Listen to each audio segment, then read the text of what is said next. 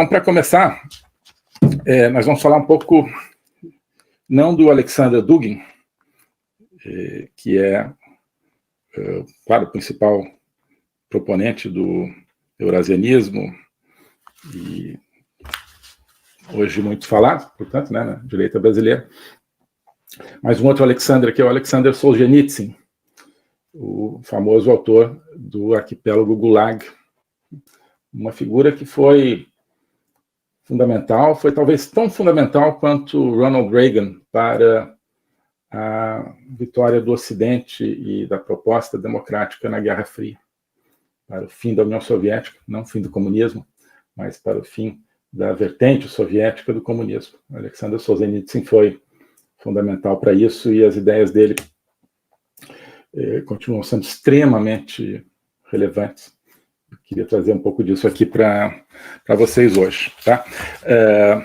Só para lembrar, o Solzhenitsyn, nascido em 1918, durante a Segunda Guerra, ele servia nas tropas soviéticas, na guerra, e até que em 1945 ele escreveu uma carta para um amigo, estava ali na linha de frente, ou em alguma transporte, indo para a linha de frente, e escreveu uma carta para um amigo, onde ele criticava Stalin, criticava o chefão da União Soviética, se referia ao Stalin com alguns termos um pouco jocosos, e, enfim, não era assim, uma ofensa profunda, mas fez alguma brincadeira e alguma crítica em relação ao Stalin. Essa carta foi, obviamente, interceptada, lida pelos comissários ali do partido. Em cada unidade do exército soviético havia, além do comando militar, um comando do partido, uma unidade, um comissário, vários comissários do partido que estavam ali para assegurar que aquelas tropas estivessem totalmente zumbificadas do ponto de vista mental, para que fossem realmente zumbis que estivessem ali totalmente escravizados pelo regime, pelo Stalin, pela proposta comunista da União Soviética, assim como continuou havendo sempre no sistema comunista, e continua havendo na China, os comissários de partido, em cada fábrica, em cada escola, em cada pedaço de chão, em cada instituição. E um deles pegou a carta do Solzhenitsyn e foi sumariamente julgado e mandado para o Gulag, campo de trabalhos forçados na Sibéria. Então ele foi preso e mandado para os trabalhos forçados, basicamente para morrer. A maioria das pessoas morria na Sibéria, no Gulag.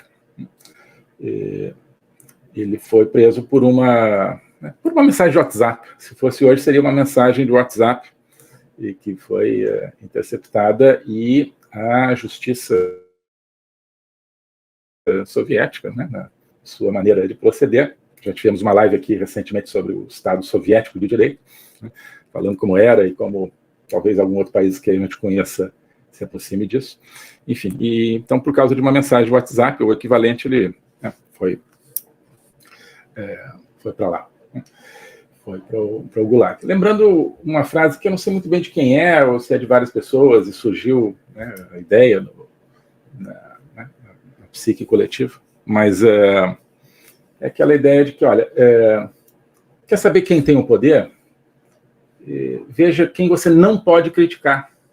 Veja quem você não pode criticar. Então, comparando com a experiência recente no Brasil, durante o governo Bolsonaro, primeira metade do governo Bolsonaro, que eu participei do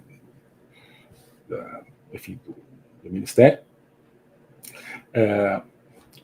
quem criticasse o presidente Bolsonaro, não acontecia nada, Não conheço ninguém que tenha sido preso ou perseguido por criticar o então presidente Bolsonaro, Mas todos nós conhecemos várias pessoas que já naquela época, foram presas, perseguidas por criticar outras autoridades, sobretudo de outro ramo do poder. Então, quem tem o poder? Quem tem o poder? O poder, em última instância, é aquele que não pode ser criticado. Bom, uma pequena consideração, né? O Solzhenitsyn, portanto, sobreviveu, né, 8 anos. Depois de sair, teve um câncer, talvez em consequência das péssimas condições de vida no Gulag, conseguiu sobreviver a esse câncer. E nos anos 50 ele foi libertado pelo governo, já na época do Khrushchev, né, que chegou e tentou fazer uma revisão do papel do Stalin, na verdade não para mudar os rumos, mas para justamente assegurar uma espécie de sobrevivência àquele regime, né, achando que estava duro demais, não para amolecer, mas para disfarçar melhor o regime. Essa foi basicamente a ideia do Khrushchev. Estavam vendo que daquele jeito era capaz de estourar, tentou fazer essa medida. Basicamente o que depois Gorbachev tenta fazer nos anos 80, só que aí foi um pouco mais além, inclusive por causa da existência já do Solzhenitsyn, acabou desaparecendo a União Soviética. Mas então ele é libertado e ele começa a publicar romances, e ele vira um pouco começa a ser, enfim, ele é um pouco usado pela propaganda do tempo do Khrushchev. Olha só, tem aqui um dissidente e tal, que foi libertado.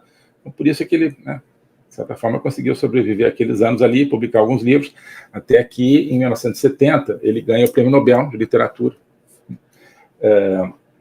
Só que a União Soviética não deixa ele ir a Estocolmo para receber o prêmio, e ele não recebe pessoalmente o prêmio. Então, já começa ali a se ver que, né, ele só estava ali como uma espécie de...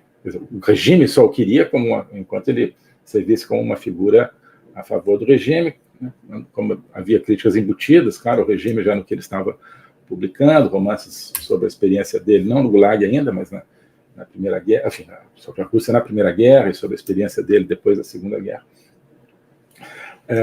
Então o regime, enfim, já, né, fechou em cima dele. Né? Fechou em cima, o nome dele começou a circular no Ocidente como de um dissidente, e a Rússia não achou graça nenhuma, enfim, a União Soviética da época não achou nenhuma graça. Parece que no ano de 71 tentam assassinar o Solzhenitsyn com um envenenamento, né? Então, algo que depois, né, se tornou aparentemente comum nos anos de Vladimir Putin, né? Já era comum no tempo da União Soviética. Então, claro, a ideia de que assim, envenenando, de repente, né, não vai parecer tanto assim que é o regime que matou, mas tentaram, ele sobreviveu de novo, obviamente era um sobrevivente, né? E em 1974, a União Soviética o expulsa, caça a sua cidadania soviética, ele vai para a Alemanha, depois para a Alemanha Ocidental da época, depois para a Suíça, depois para os Estados Unidos, né? E aí, entre 74 e 78, ele publica o Arquipélago Gulag, né? Que então faz a sua fama, mas muito mais importante que isso o grande impacto, o primeiro relato vivo e profundo do que era o sistema soviético, que chega ao Ocidente. Isso, né, também no momento em que estava se conversando sobre, olha, como é que dá para conviver com a União Soviética, lá não é tão ruim assim, chega o arquipélago Gulag. E né, começa a realmente dar uma imagem muito mais densa daquele regime tenebroso, né, na União Soviética. E em 1975, e aí disso que a gente vai falar um pouco agora, nos Estados Unidos, acho que ele morava ainda na Europa, mas numa viagem pelos Estados Unidos, ele pronuncia alguns discursos que são publicados no livro, publicado em praticamente todas as línguas europeias, ocidentais, chamado Alerta ao Ocidente, ou algo equivalente. Tem aqui na versão em inglês, né, Warning to the West. E o primeiro discurso, a gente vai ver uns pedaços dele aqui, é o discurso que ele pronuncia na sede da AFL-CIO, que é a central sindical, a principal central sindical americana. Mais uma central sindical que sempre foi, pelo menos comunista, né? Inclusive, ele agradece a central sindical americana em comparação com as centrais sindicais britânicas, que eram muito fortes naquela época, né, ligadas ao trabalhismo britânico, que as britânicas organizavam visitas de vez em quando à União Soviética e voltavam dizendo que era tudo uma maravilha, né? Ele diz, elas iam lá, os sindicalistas britânicos, e se encontravam com entidades sindicais fictícias na União Soviética, porque não existem, dizer, centrais sindicais de uma maneira da União Soviética, o trabalho é totalmente submetido ao Estado. E ele compara com isso os americanos, que, né, sempre, ao longo de toda a Guerra Fria, sabiam, olha, o trabalhismo é uma coisa e tal, vamos tentar melhorar nossos salários aqui, poder de barganha e tal, mas o comunismo é o oposto disso. O comunismo não o direito do trabalhador, mas o fim do direito dos trabalhadores e de todos os outros, né? Quem dera que outros trabalhismos fossem assim também, né? Aliás, o fato de que o comunismo nunca conseguiu controlar o sindicalismo americano, né, é o que explica a opção da esquerda nos Estados Unidos, do projeto comunista nos Estados Unidos, de se enfronhar, sobretudo, no terreno cultural. Na Europa Ocidental, o comunismo desde os anos, enfim, desde o século XIX, na verdade, mas depois da Revolução Russa, com apoio soviético, o comunismo soviético se infiltra praticamente todas as sindicatos e centrais sindicais de países como França, Espanha, Itália, Reino Unido, né, Bélgica, Países Baixos, etc. Mas, sobretudo, né, França, Itália, Portugal, né, nesses lugares o sindicalismo se torna um apêndice ali do Partido Comunista, e o principal projeto comunista durante muito tempo na Europa Ocidental é tomar o poder através do crescente poder desses partidos e de manipulação política desses partidos comunistas com apoio sindical, com apoio trabalhista nos países da Europa Ocidental, né? Nos Estados Unidos nunca deu certo. Nos Estados Unidos, os trabalhadores, mesmo sindicalizados, nunca caíram nesse conto, porque, né, tinham a noção clara de que dentro de um regime de mercado tinham muito melhores condições de vida e perspectivas. E, então, muito cedo, não tão cedo, mas já pelos anos 50, o projeto comunista já viu, olha, nos Estados Unidos a gente não vai tomar do mesmo jeito que a gente conseguiu tomar a Europa do Leste, que a gente, né, chegou a estar perto de tomar países como Espanha, como Itália e França, por exemplo. Então, começa a investida muito forte na guerra cultural. Mas, enfim, voltando ao Solzhenitsyn e a esse discurso, tá? Alguns aspectos aqui que eu queria mencionar para vocês, assim, ao longo da leitura. Uma das coisas que ele menciona, com muita clarividência, é o seguinte. Então, ele justamente elogia, né, os trabalhadores americanos reunidos ali nesse sindicato por não terem nunca caído no conto soviético, no conto comunista. Mas tem um problema dentro dos Estados Unidos. Aí não são, né, os trabalhadores, são justamente as elites, né? E ele diz, olha, existe uma aliança, e à primeira vista uma aliança surpreendente, mas se você para pensar, uma aliança que é bem fundada e fácil de entender. É a aliança entre os nossos líderes comunistas, né, da União Soviética, e os seus capitalistas dos Estados Unidos. Então, já ali, em 1975, ele via um problema que nós temos até hoje, né, que é, hoje, a aliança entre os líderes comunistas, atualmente da China, e os capitalistas dos Estados Unidos e de outros países ocidentais. que, segundo ele, pareceria estranho, mas não é. Por quê? Porque diferentes razões, talvez, não exatamente as mesmas naquele momento, mas basicamente porque existe um interesse comum em, digamos, manipular o livre mercado. Isso não é tão evidente naquela época, é mais evidente hoje. A criação de monopólios, a criação de circuitos econômicos controlados, e a manipulação das massas, né, a partir de uma elite, seja comunista, seja capitalista, isso tudo aproxima os líderes do Partido Comunista Chinês hoje, como a União Soviética naquela época, às elites dos países capitalistas. Né? E então diz, olha, é estranho, mas a gente vê, nós temos visto apoio contínuo e firme dos empresários do Ocidente aos líderes comunistas. A mesma coisa, né? Hoje nós vemos, né, apoio, interesse comum, interesse convergente de líderes do mundo dito capitalista com o mundo comunista hoje, digamos assim, né, presidido pela China, como era pela União Soviética naquele tempo.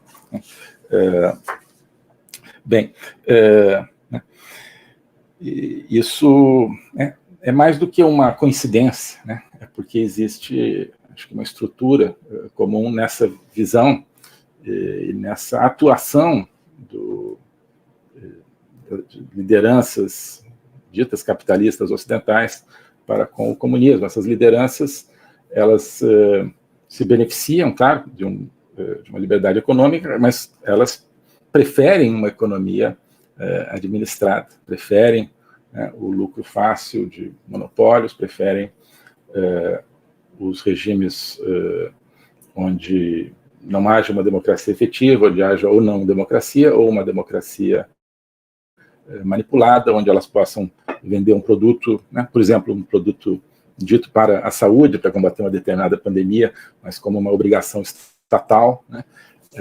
As elites ditas capitalistas gostam disso, e as comunistas também, obviamente. Né? Então, hoje, né, nós vemos, né, mudanças do caso, a crescente aliança do Fórum Econômico Mundial e tudo que ele representa com o regime chinês, já tem chamado a atenção para isso aqui. Né?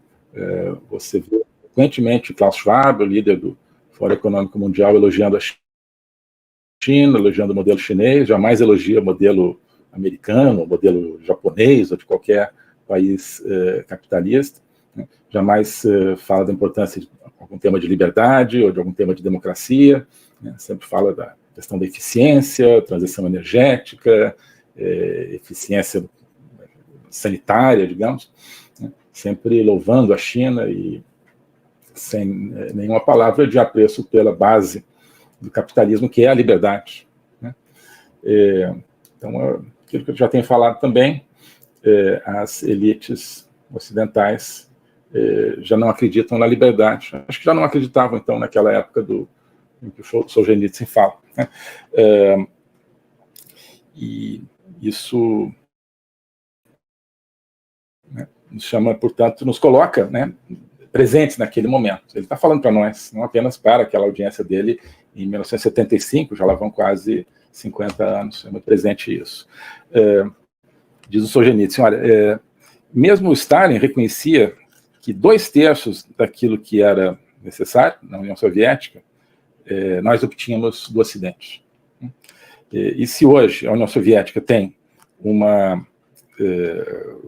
tem forças armadas poderosas e forças policiais poderosas, num país que é tão pobre de outras maneiras,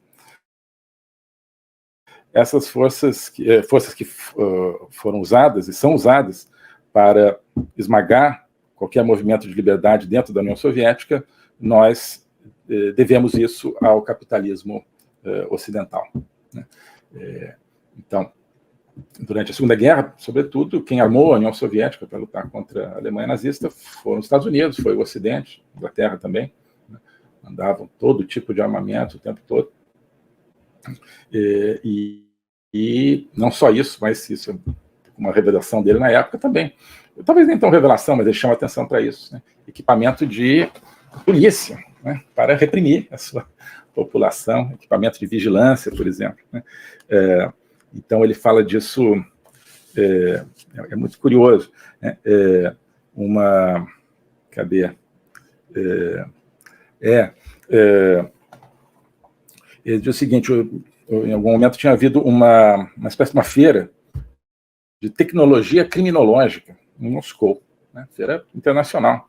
E as empresas americanas de tecnologia, né, de policiamento, controle, de vigilância, foram lá, né, apresentar seus produtos de tecnologia que são usados nos Estados Unidos para pegar criminosos, para interceptar comunicações de criminosos, para espionar criminosos, fotografá-los, né, tudo isso Solzhenitsyn dizendo, seguir esses criminosos, identificá-los, e tudo isso foi colocado em exibição em Moscou, né, para que a KGB soviética pudesse estudá-la, para que os agentes da KGB pudessem estudá-los, né, como se os empresários ocidentais não entendessem qual é o tipo de criminosos que seriam caçados pela KGB. Obviamente, os criminosos políticos, né? Obviamente, os adversários do regime.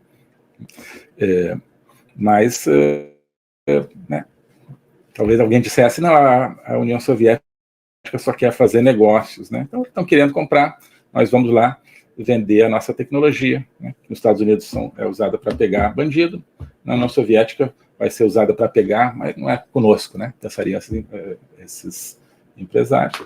Aí não é conosco, e obviamente a União Soviética pegava essa tecnologia para, né, aprender, matar, caçar as pessoas que se opõem ao regime, talvez, né, técnicas até de reconhecimento facial, talvez a vão elétrica um pouco, talvez já estivessem ali expostas, né? Algo semelhante com o que acontece hoje. Claro que hoje a China tem uma capacidade tecnológica, comparativamente, diante do nível tecnológico de hoje, muito maior do que tinha a União Soviética em 1975.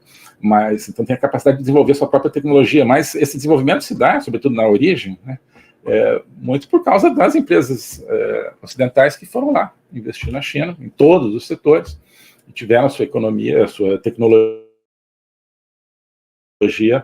capturada pela China de diferentes maneiras. Depois a China começa a desenvolver a sua tecnologia, mas já numa base, vamos dizer, claramente roubada das empresas ocidentais, que estavam muito tranquilas, fizeram seus negócios, né? Roubaram minha tecnologia aqui, mas pelo menos eu lucrei um pouco com a China, eles só querem fazer negócio e tal, e isso é usado para o reconhecimento facial, o monitoramento permanente de qualquer pessoa e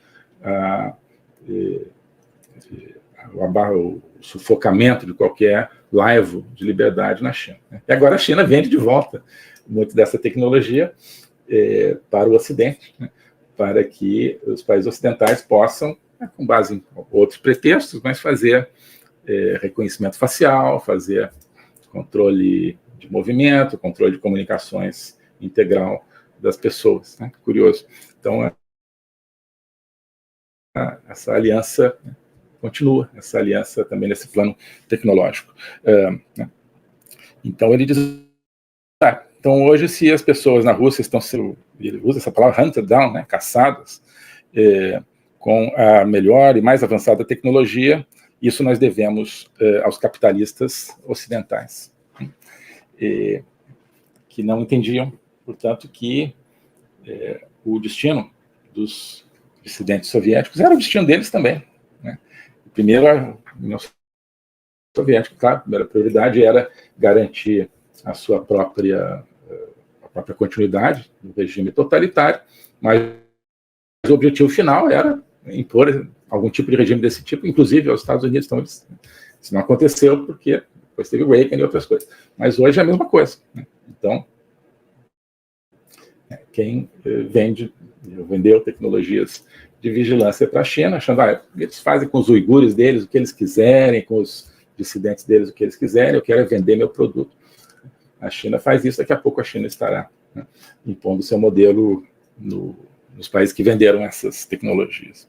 O globalismo existe, é uma coisa concreta. Ele é composto pelo Great Reset, do Fórum Econômico Mundial, pelo projeto hegemônico da China, pelo programa de manipulação e conquista da América do Sul pelo Foro de São Paulo e outros elementos. E esses elementos eles atuam uns em benefício dos outros, sempre, principalmente através do controle da linguagem, porque o controle da linguagem é o controle do nosso pensamento. Então nós estamos tendo o nosso pensamento reprogramado, e essa reprogramação vai contra a nossa liberdade, vai contra a essência do ser humano. Isso é o globalismo. Com base nesse estudo, nessa experiência, é que eu criei o curso de Logopolítica.